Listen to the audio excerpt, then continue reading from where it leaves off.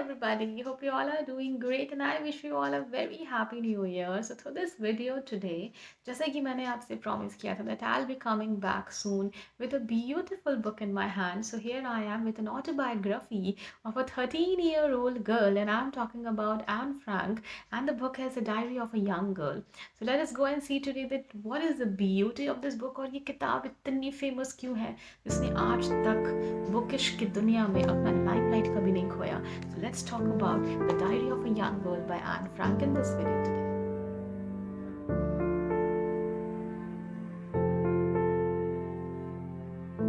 So let's talk about The Diary of the Young Girl by Anne Frank. तो ये कहानी है world war 2 की जहाँ पर जर्मनी में दबाव बनाया था हिटलर ने एंड उस टाइम पे जितने भी जीविश लोग थे their life was miserable and they had to abide by also ever whatever being said by the Nazis people. So जिस तरह की कंडीशन वहाँ पर क्रिएट हुई थी ओटो फ्रैंक के डिसीजन लेते हैं कि वो अपनी फैमिली को लेके शिफ्ट हो जाएंगे एम्स्टरडम.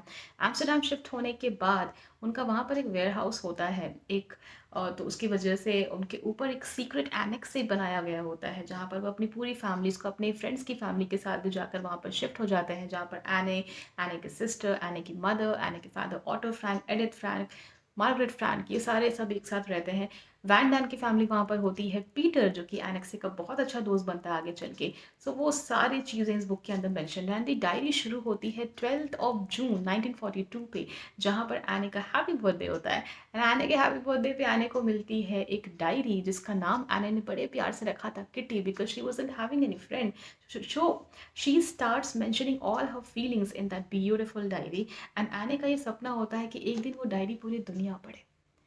एंड ये किस्मत ही है कि एने के डेथ के बाद वो डायरी जो है पूरे विश्व के सामने आती है. And today we all are reading and this book has never lost his authentication. This book has never lost his charm. Even today when you read this book you could relate with that 13-year-old girl. You know what she has mentioned inside this book is शुरू में she was very happy, she was very jolly.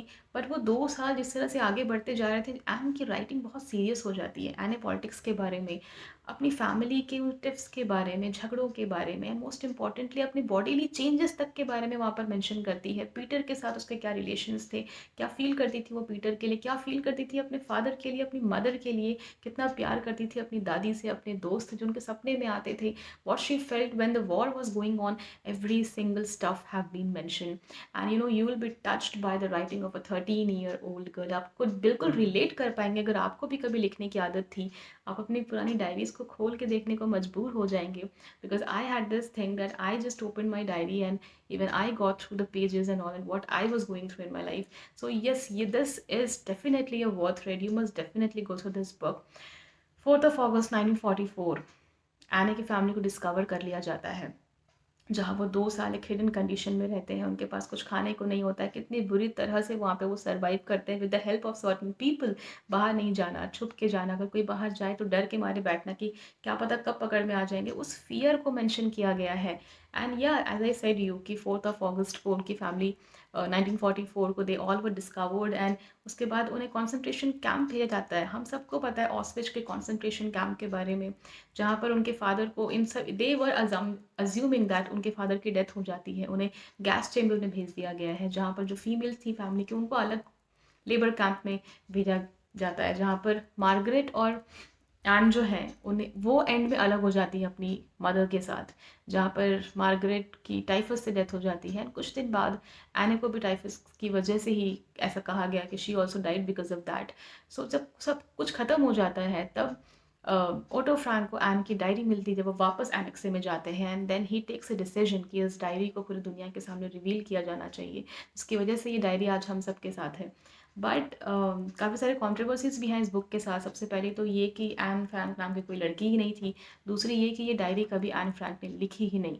But जो publishers हैं उन्होंने इसको proof किया है पूरी दुनिया के सामने पूरी ऑथेंटिफिकेशन के साथ. And as well as there was also a person who said that no Anne Frank was seen in the concentration camp.